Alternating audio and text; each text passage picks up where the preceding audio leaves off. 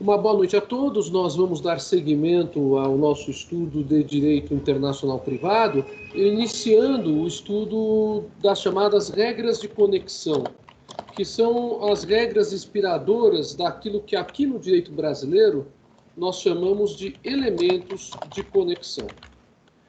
Quando conversamos antes das avaliações de primeiro bimestre sobre a teoria da qualificação, eu procurei demonstrar de uma forma bastante clara para todos que a primeira coisa que é indispensável ser feita ao se analisar um caso em todos os seus detalhes é se verificar qual seria a regra de conexão para a jurisdição aplicável.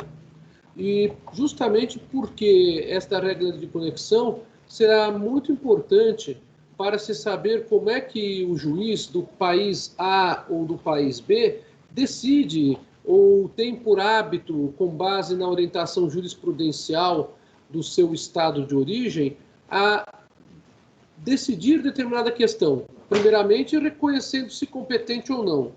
E, em segundo lugar, trabalhando com a matéria de mérito, a matéria de direito substantivo. Então, a primeira questão, a de direito processual, que envolve o processo internacional, foi a questão em que nós nos debruçamos antes do estudo propriamente dito das chamadas teorias da qualificação, que são teorias que têm por origem, conforme nós também conversamos por algumas semanas, na chamada teoria dos estatutos. E agora nós vamos trabalhar com as chamadas regras de conexão de direito material, isto é, os elementos de conexão. Mais uma vez lembrando que cada estado possui o seu sistema jurídico próprio, então não houve a tentativa, foi frustrada, de elaboração de um código de direito internacional privado universal, ou que servisse à grande maioria dos estados que integram a sociedade internacional contemporânea. O Código Bustamante, que foi essa tentativa no final da década de 20, e que o Brasil, inclusive, o internalizou como lei, acabou não subsistindo a baixa adesão dos estados da sociedade internacional. E era um código bastante interessante, que previa várias regras de conexão, tanto processuais, como também de direito substantivo. Mais de 80 artigos, mais de 100 artigos, não falha a memória, a respeito desse tema. Porém, pela baixa adesão, o próprio Brasil, que já havia recepcionado este código, fruto de um tratado internacional, como lei interna em nosso país, acabou deixando de aplicá-lo e acabou aprovando a antiga lei de introdução ao Código Civil, que foi reformulada em lei internacional, em lei de introdução às normas do direito brasileiro. Essa lei de introdução às normas do direito brasileiro, muito embora se preocupe, no primeiro momento, com as questões de eficácia no tempo de uma lei, para depois tratar das questões de eficácia da lei no espaço, pouco trabalha com as normas processuais, como inclusive nós já conversamos aqui.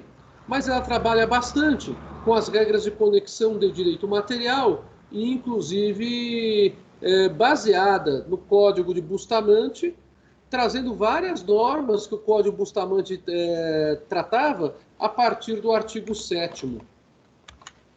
Então, para trabalharmos com a lei de introdução às normas do direito brasileiro, nós temos que ter em mente que, em primeiro lugar,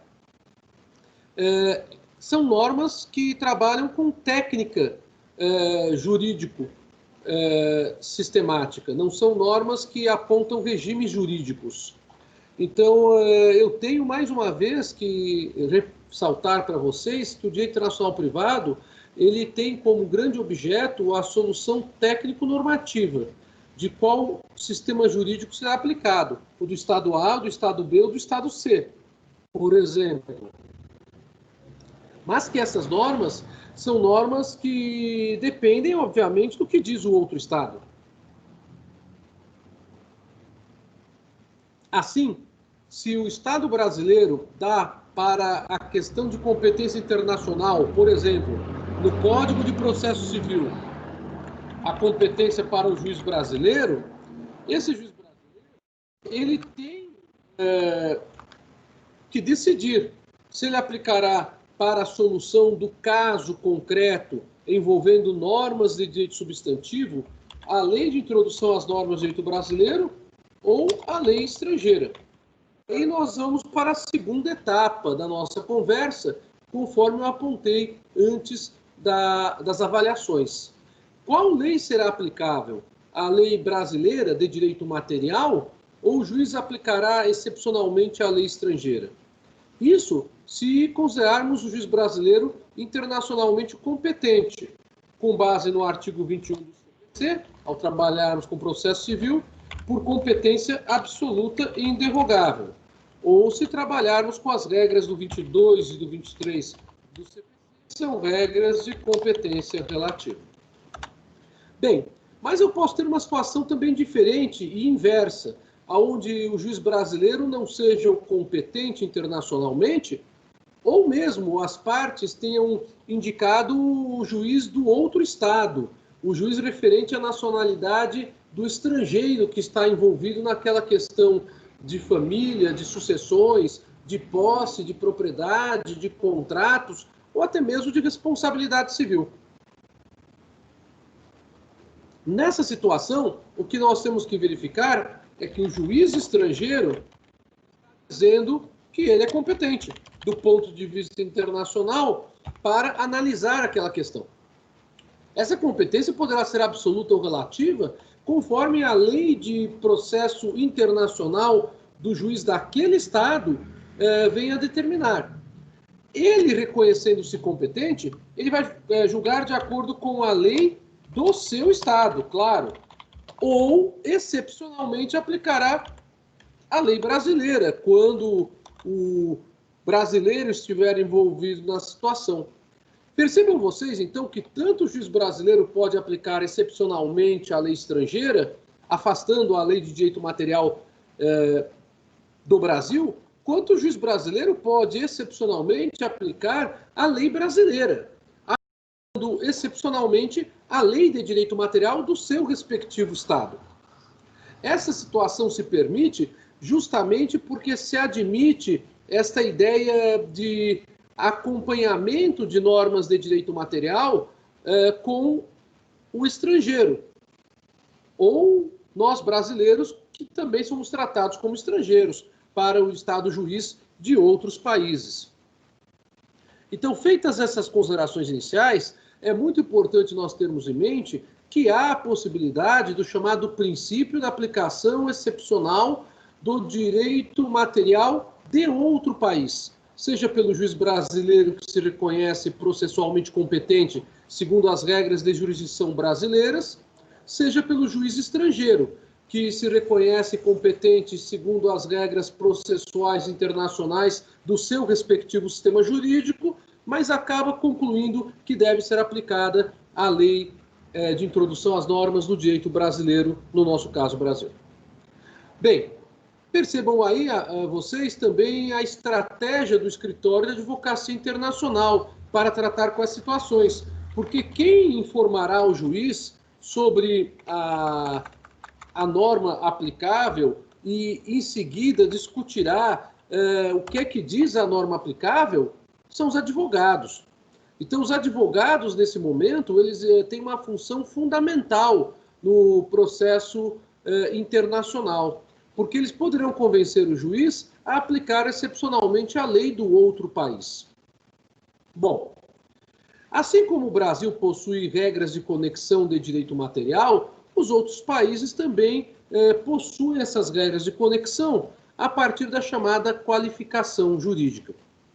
E nós conversamos antes das provas que a qualificação jurídica, ela também tem uma variável nos países de acordo com a própria ideia do instituto jurídico. Assim, quando trabalhamos com família, quando trabalhamos com pessoa, quando trabalhamos com capacidade, quando trabalhamos com obrigação, quando trabalhamos com contrato, quando trabalhamos com posse e quando trabalhamos com propriedade, nós temos as nossas soluções brasileiras quanto ao conflito espacial de normas. Mas cada país tem as suas respectivas soluções.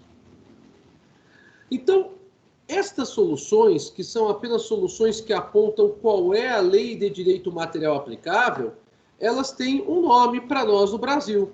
O direito brasileiro as denomina elementos de conexão.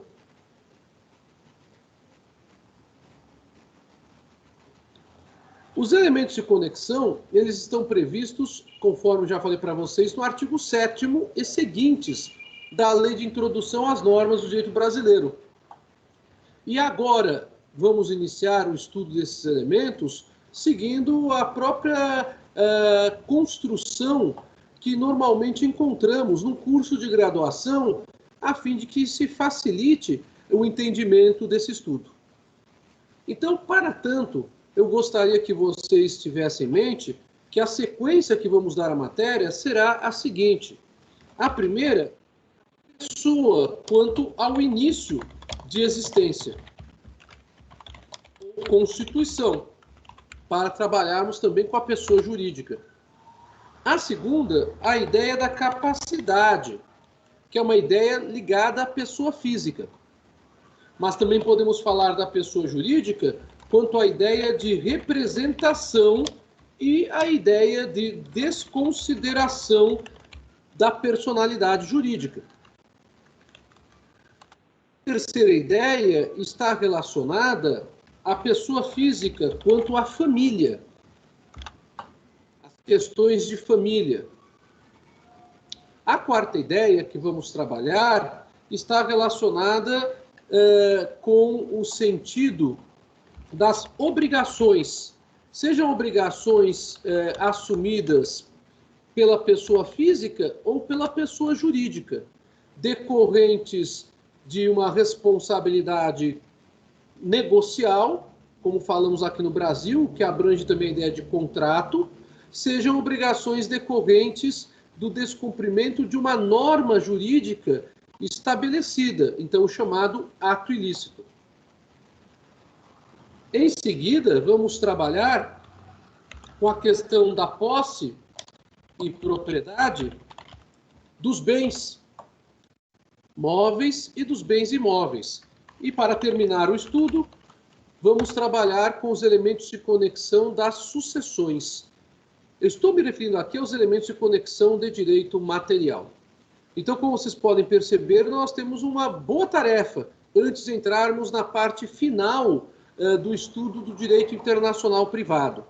Mas toda essa matéria vocês encontram no meu YouTube, porque foi a matéria dada para as turmas do semestre passado, que eu dei aula na PUC. E também vocês encontrarão essa matéria quanto a aulas que estou dando na Universidade de São Judas. Bom, então vamos começar trabalhando com a questão da pessoa. A questão da pessoa não é uma questão simples de se resolver.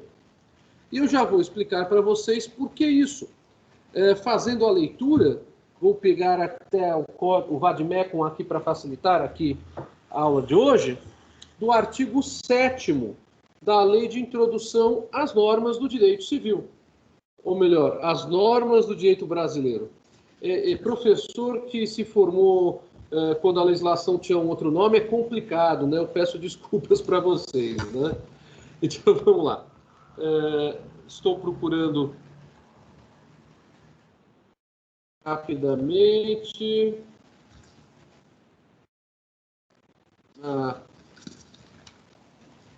Vou facilitar aqui a situação mais ainda. Vou direto aqui para a internet mesmo, que aí fica até mais fácil para vocês acompanharem sem maiores problemas. Lei de Introdução às Normas do Direito Brasileiro, vamos lá. Se você estiver eventualmente com a Lei de Introdução às Normas do Direito Brasileiro, é interessante então que você dê uma olhadinha também no que fala o artigo 7º, que é o artigo que introduz o estudo dos elementos de conexão em direito material.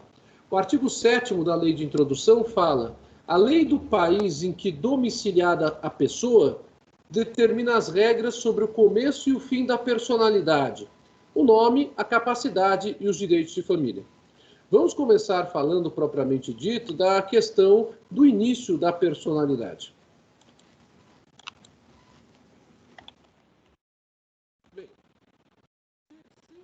Como a situação já pode ter soluções normativas diferentes. Quando estamos discutindo o início da personalidade em direito internacional privado, nós temos que ter em mente que essa discussão envolve questões referentes ao início de existência da pessoa física e ao início de existência da pessoa jurídica. Com relação à pessoa física, o elemento de conexão adotado é o da lex domicilii, como lemos no artigo 7º, logo no início da Lei de Introdução às Normas do Direito Brasileiro.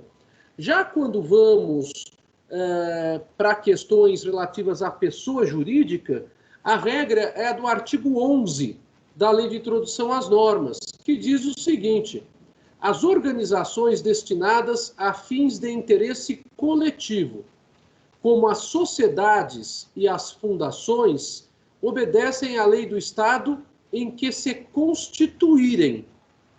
Percebam vocês aqui, o que é englobado pelo artigo 11, todas as sociedades, tanto a sociedade civil quanto a sociedade empresarial, antiga sociedade comercial, as associações e também as fundações, que obedecem à lei do Estado em que se constituírem. Voltando para a aula, aqui nós temos o quê? A lei da Constituição. Então, não temos a lei do domicílio, nós temos a lex fori, a lei onde houve a constituição da pessoa jurídica. Esses dois elementos de conexão que são diferentes devem ser estudados levando-se em conta as características, obviamente, do que se entende por pessoa física e do que se entende por pessoa jurídica no sistema internacional de maneira geral. Percebam que aqui nós já temos um problema. O início da personalidade varia de acordo com cada estado. Nós não temos um início de personalidade da pessoa física que seja idêntico em todos os estados. Para nós brasileiros, o artigo 2º do Código Civil fala que a personalidade se inicia do nascimento com vida. Esse critério de adoção da personalidade civil, da pessoa física, a partir do nascimento com vida dela, é um critério que é chamado de critério personalista formal. Por que personalista formal? Porque basta que se demonstre, através do registro civil de nascimento, em que data, e em que horário, e em que local houve o nascimento. Esse critério é muito importante, não apenas para a indicação da nacionalidade da pessoa física, mas ele também acaba sendo importante para se saber, num eventual conflito espacial de normas, em que a questão a ser tratada seja a questão da pessoa física em si, isto é, questões relacionadas à proteção da vida, da integridade física e à proteção da integridade psíquica, quais seriam os direitos que esta pessoa poderia pleitear, levando-se em conta o que diz o sistema jurídico referente à sua nacionalidade. Isto é bastante importante, não apenas para direito internacional privado no aspecto civil, mas também para direito internacional privado em outros aspectos. Mas vamos nos sintonizar a questão da personalidade a partir do nascimento com vida para nós brasileiros. Para nós brasileiros, o nascimento com vida ele é identificado pela simples respiração autônoma, ou seja, aonde se identifique o funcionamento do sistema neurosensorial e respiratório, tem a necessidade do organismo materno. Essa ideia é uma ideia muito relacionada à nossa tradição brasileira. No Brasil não se adota como critério de nascimento com vida o critério da viabilidade, que é um critério adotado em alguns estados que integram a sociedade internacional. O critério da viabilidade era um critério bastante curioso e que nós brasileiros não adotamos nem na nossa lei atual de 2020, nem na lei de 2016 e que nós não adotávamos na tradição brasileira. Pelo critério da viabilidade, é necessário que a criança, ao nascer com vida e a ser desconectada do útero materno, que ela tenha condições de viver respirando de maneira autônoma por pelo menos 24 horas. Alguns estados falavam em 48 horas. Esse critério da viabilidade não foi abraçado pelo legislador brasileiro. Então, por que isso é tão importante, sabermos qual seria a lei aplicável para identificar o início da existência da pessoa física? Justamente porque isso afeta diretamente questões sucessórias. Como vocês estudaram já em direito civil, há vários sistemas jurídicos, inclusive o nosso sistema jurídico, que adota uma teoria francesa, que é a teoria do Roy de Sezine, segundo a qual os bens deixados pelo decujus transmitem-se automaticamente e imediatamente a partir do exato momento em que o decujus vem a falecer. Bem, isso significa que o inventário, o arrolamento e o alvará, isso vocês viram em direito sucessório, perdoe-me, acho que vocês estão vendo nesse semestre, ele não serve para transmitir a herança, ele só serve para regularizar a transmissão. Isso porque no Brasil, assim como na França e em outros sistemas jurídicos influenciados pelo direito francês, o exato momento da morte do decujus afeta na identificação dos herdeiros. Vamos supor que o decujus venha a falecer e aí nós temos uma pessoa que nasceu com vida no exato dia que o decujus faleceu, só que ela veio a morrer 18 horas depois. Por exemplo, a nossa lei brasileira, ela não estabelece o critério da viabilidade de se dar um tempo mínimo de existência da criança ou do neonato, que é o recém-nascido, desligado completamente do útero materno. Mas há sistemas jurídicos que estabelecem isso. Ora, se uma pessoa vem a nascer sob o regime do Roy de Sezine e falece antes das 24 horas em um sistema jurídico em que se exige a viabilidade das 24 horas, esta pessoa não herda e não entra no cômputo como herdeira. É como se a pessoa nunca tivesse existido para o direito sucessório. Já no nosso direito, nós temos uma ideologia diferente. A nossa ideologia é que basta que a pessoa seja neonato para que ela seja herdeira, do ponto de vista civil.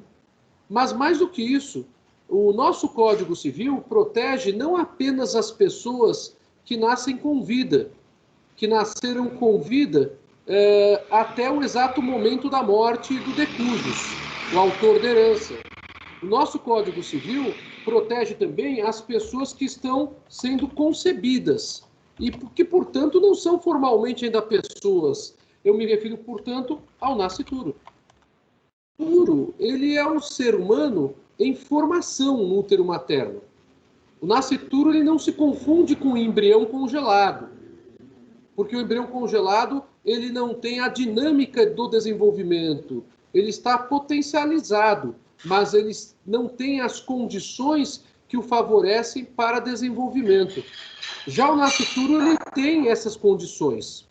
E a questão toda é que o nascituro, ele é protegido no nosso direito como herdeiro, tanto a título legal, a chamada sucessão legítima, como a título testamentário, na chamada sucessão testamentária, quando ele pode ser contemplado por herança.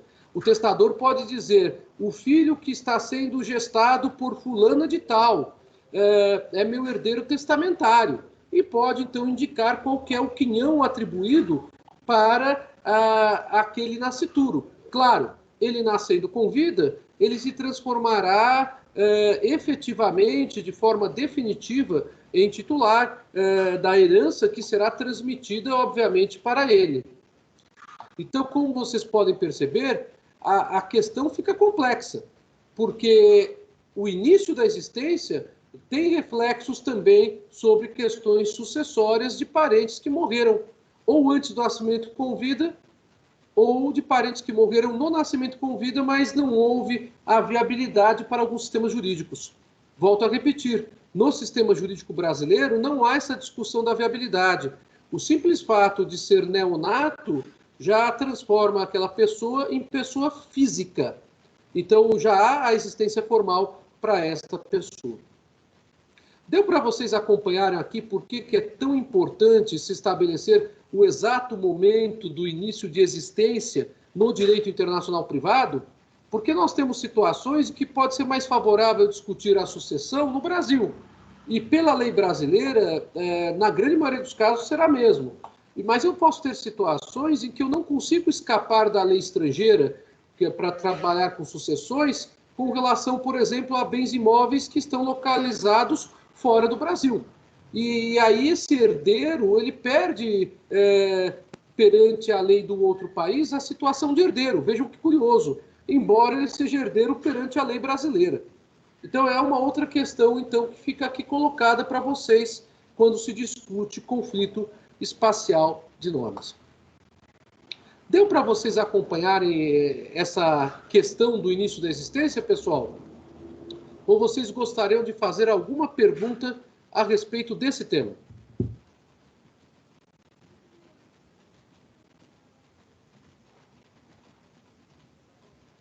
Bom, então não havendo perguntas, vamos seguindo.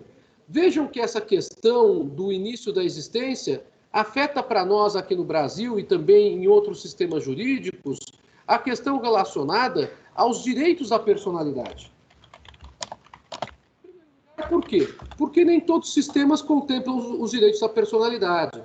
O nosso sistema mesmo não contemplava os direitos da personalidade na legislação até 2002, quando foi promulgado o Código Civil nosso, e em 2013 entrou em vigor. O estudo dos direitos da personalidade é um estudo que era admitido pela doutrina e pela jurisprudência brasileira. E já era admitido, por exemplo, no direito italiano, com o Código Civil Italiano de 1942, que foi, aliás, o código que inspirou ao legislador civil brasileiro a trazer os direitos da personalidade para o Código Civil. Além disso, quando se trabalha com direitos da personalidade, dentro da nossa tradição brasileira, que é uma tradição mais recente sobre essa matéria, vem da década 60 na doutrina e vem da década 2000 na legislação, nós trabalhamos com uma ideologia que não é necessariamente a de outros sistemas jurídicos. Por quê? Porque nós não temos os direitos da personalidade em vários sistemas jurídicos que não são de origem italiana ou de origem germânica. A rigor, o estudo dos direitos da personalidade no direito civil é um estudo mais recente, que tem como objetivo evoluir a chamada teoria do dano moral na responsabilidade civil. Aliás, no Brasil, acabou-se seguindo essa ideologia, porque a nossa origem de sistema jurídico civil é o de sistema jurídico franco-romano-germânico, como vocês bem sabem. Mas eu não tenho condições de dizer que os direitos da personalidade que nós protegemos aqui no Brasil são protegidos exatamente da mesma forma no sistema anglo-saxônico, porque não são. Nós temos que entender que cada sistema jurídico trabalha de acordo com a sua origem histórica e com a sua influência normativa, com caminhos diferentes para tratar das matérias. Nós temos no Código Civil japonês e no Código Civil chinês uma ocidentalização do direito civil. essa ocidentalização acabou trabalhando com institutos franceses e institutos alemães. O Código Civil japonês, que é de 1999, se não me falha a memória, ele tem uma influência muito grande do BGB, do Código Civil alemão, que também serviu para influenciar o atual Código Civil brasileiro de 2002. O Código Civil chinês, que ele existe e ele prevê a propriedade privada, não se assustem com isso, é que nós ainda temos algumas pessoas que estão bastante desatualizadas com esse tema, né? O Código Civil chinês, ele também trabalha com a proteção da personalidade da pessoa física, porque o Código Civil chinês tem várias passagens inspiradas no direito europeu. Os tempos são outros, nós não estamos mais na década de 60, onde nem o Brasil reconheceu os direitos da personalidade. Aliás, basta lembrarmos que o Brasil não trabalhava com os direitos da personalidade legislativamente, nem mesmo com a Constituição Federal. O que existia era uma interpretação dos civilistas da década de 90 de que o artigo 5º da Constituição Federal, que trabalha com direitos fundamentais, trabalha, portanto, com as chamadas liberdades públicas, poderia ser aplicado nas relações privadas para se trabalhar com direitos da personalidade.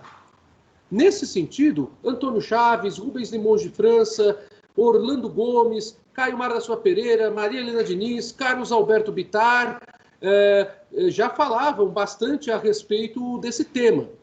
Mas nós não tínhamos no direito brasileiro uma facilidade para se trabalhar com aquilo que no direito alemão foi trabalhado anos mais tarde pelo equivalente ao nosso Supremo Tribunal Federal, que é a Suprema Corte da Alemanha, que é a chamada eficácia horizontal dos direitos fundamentais.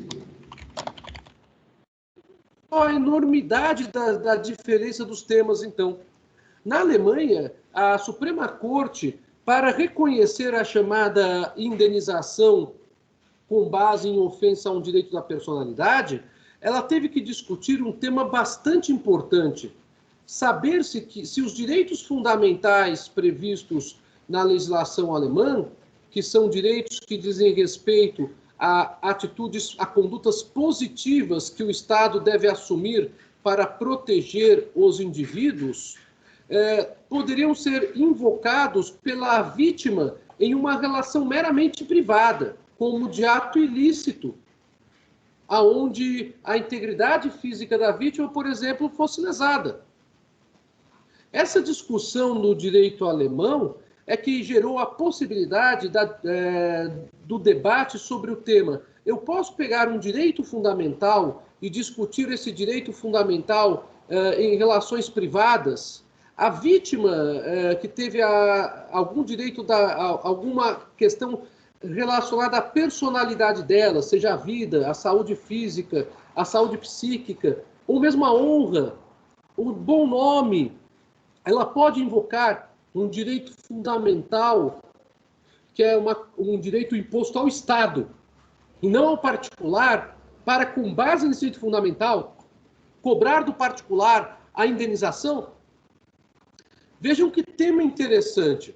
E esse tema, que é muito discutido em direito constitucional e é pouco discutido no direito civil aqui no Brasil, infelizmente, acabou proporcionando um avanço significativo da matéria na Alemanha e influenciando os demais estados que tinham um sistema jurídico também deficitário quanto à previsão dos direitos da personalidade. E um dos grandes autores alemães, Klaus Wilhelm Canaris, que é um dos maiores nomes que discute esse tema, ele tem um livro traduzido para o português chamado Direitos Fundamentais e Direitos Privados, onde ele discute justamente a eficácia horizontal dos direitos fundamentais. Percebam vocês, então, que a matéria não é simples. Aí você pode levantar e falar, mas Senise, o nosso Código Civil trabalha com os direitos da personalidade, trabalha. Mas ele não prevê todos os direitos da personalidade que a doutrina e a jurisprudência muitas vezes reconhecem aqui no Brasil. De fato, o nosso Código Civil, ele teve um avanço significativo para a época em que ele foi feito, prevendo os direitos da personalidade. Por que isso? Porque o texto original do anteprojeto do Código Civil nosso começou a ser redigido em 1969 até 1972, sendo encaminhado para o Congresso Nacional como projeto 634B em 1973. O texto original foi, então, concebido pelos autores, pela comissão presidida pelo ex-professor da Universidade de São Paulo, professor emérito, infelizmente já falecido, Miguel Reale, no momento de maior intransigência do Estado brasileiro com relação às liberdades civis. Basta lembrarmos que 1969 é o ano do AI-5, é o ano da supressão das liberdades civis do Brasil. E a comissão que elaborou o anteprojeto Código Civil, de uma forma pioneira aqui para nós no Brasil, acabou estabelecendo alguns artigos de direitos da personalidade, adotando a mesma fórmula do Código Civil Italiano de 42. Percebam vocês, então, que a maneira de se analisar direitos da personalidade do Brasil é a maneira italiana. E muito embora nós tenhamos uma forte influência do direito alemão, nós não temos artigos suficientes no Código Civil nosso para invocarmos que há direitos positivados da personalidade, além daqueles que estão no artigo 11 ao artigo, se não falha a memória, 21 do Código Civil.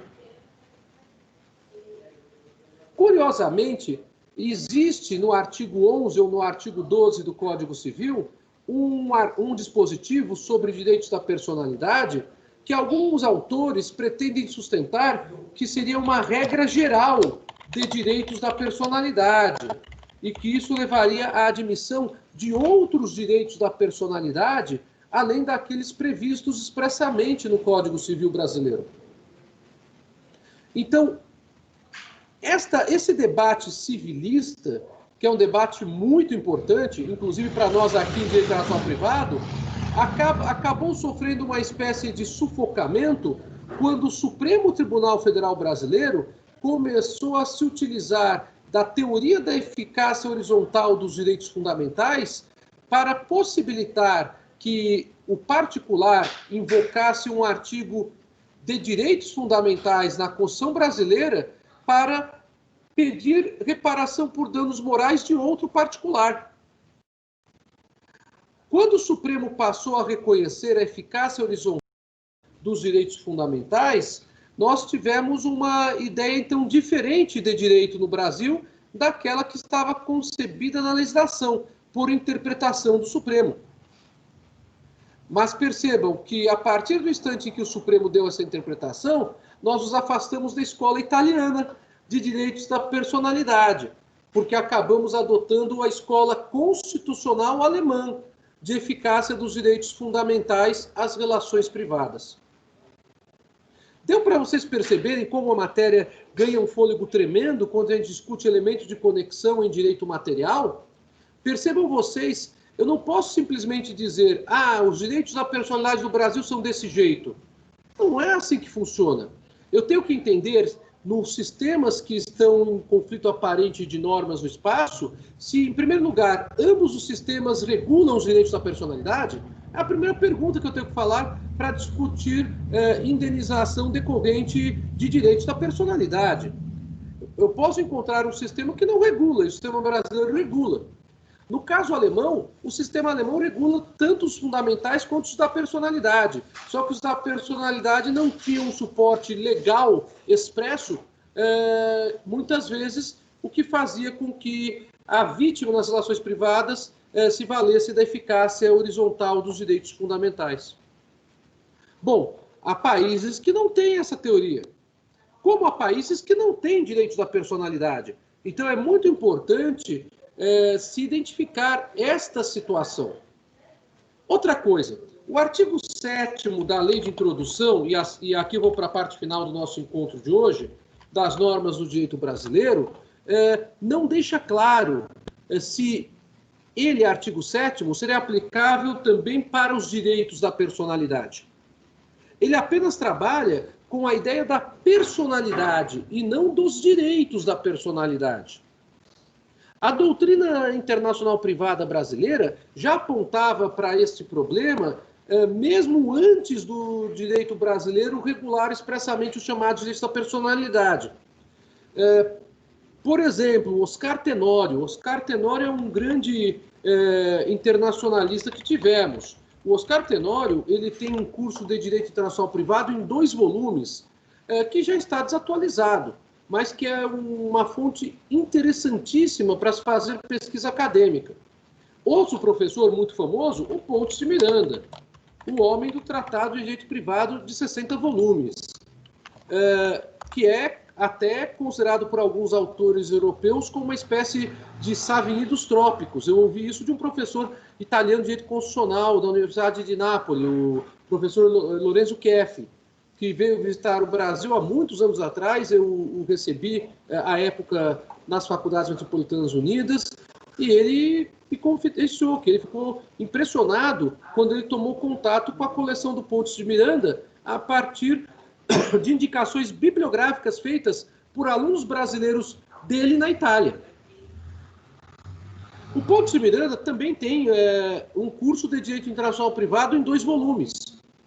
E o Pontes de Miranda já falava também sobre os problemas que nós tínhamos sobre o artigo 7º, à época da Lei de Introdução ao Código Civil, porque nós trabalhávamos com personalidade civil, mas nós não discutimos diretamente no artigo 7º direitos decorrentes da personalidade civil. Então ele, Pontes Miranda, entendia que o artigo 7º, o Oscar Tenório também, entendia que o artigo 7º poderia compreender os chamados direitos decorrentes da personalidade civil. Só que quando vocês se deparam com a leitura do Oscar Tenório e do Pontes de Miranda, citou aqui 2 autores desta época, vocês se assustam, porque eles não trabalham com os direitos da personalidade à moda do civilista. Eles trabalham com direitos decorrentes da personalidade, como se fossem liberdades públicas, que é a antiga nomenclatura que se dava para direitos fundamentais. Bem, feita essa observação, o que é o mais coerente, o que tem sido mais seguido pela doutrina internacionalista brasileira contemporânea, é que o artigo 7º, ao se referir a início de existência da personalidade da pessoa física, ele não descarta a chamada proteção do nascituro, em primeiro lugar.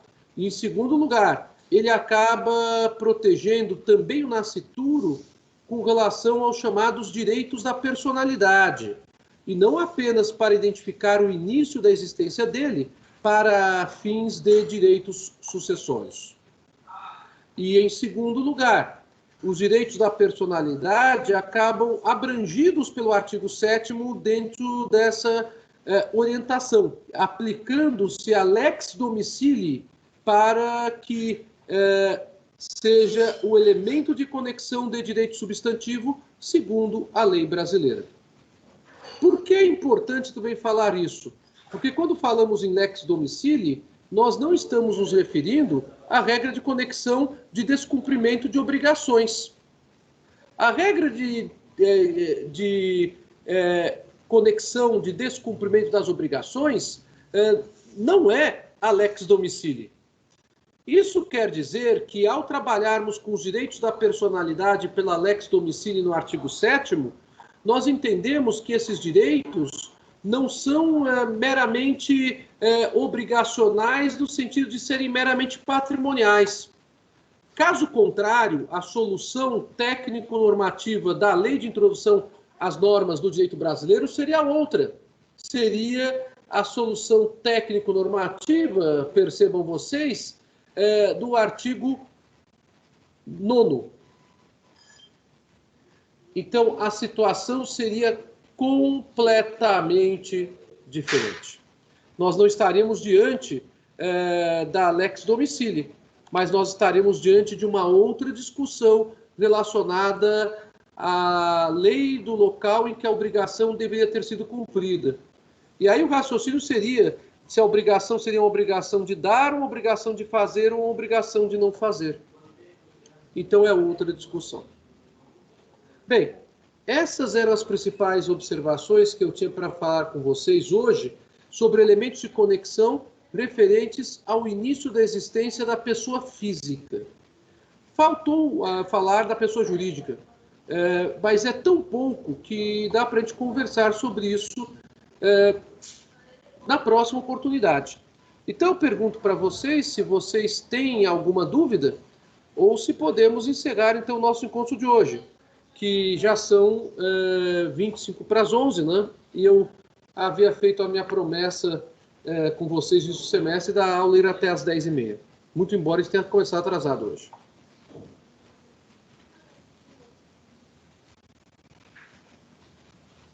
Deu para vocês acompanharem, nós mexemos com muitos temas, né? De direito internacional, de direito civil, de direito constitucional, mas é justamente para vocês entenderem a magnitude da matéria quando a gente trabalha com elementos de conexão em direito material. A matéria fica muito mais ampla e envolve várias interfaces daquilo que cada Estado entende em seu respectivo sistema jurídico, que é, no nosso caso agora da aula de hoje, personalidade civil da pessoa física. Bem, então não havendo mais nenhuma observação, né? Eu agradeço mais uma vez a oportunidade de estar aqui com vocês, conversando um pouco sobre essa matéria. Espero que você tenha gostado da aula de hoje. Se você puder aparecer lá no meu YouTube, Roberto Senise Lisboa, tudo junto, para se inscrever, se você não se inscreveu, para você curtir alguma aula, eu agradeço muito, tá? Então, gente, fiquem com Deus, uma excelente noite para todos, tá? E até a próxima oportunidade. Tchau, boa noite, tchau, professor. Tchau, professor, obrigada. Obrigada pela aula, boa noite. Boa noite, tchau, tchau.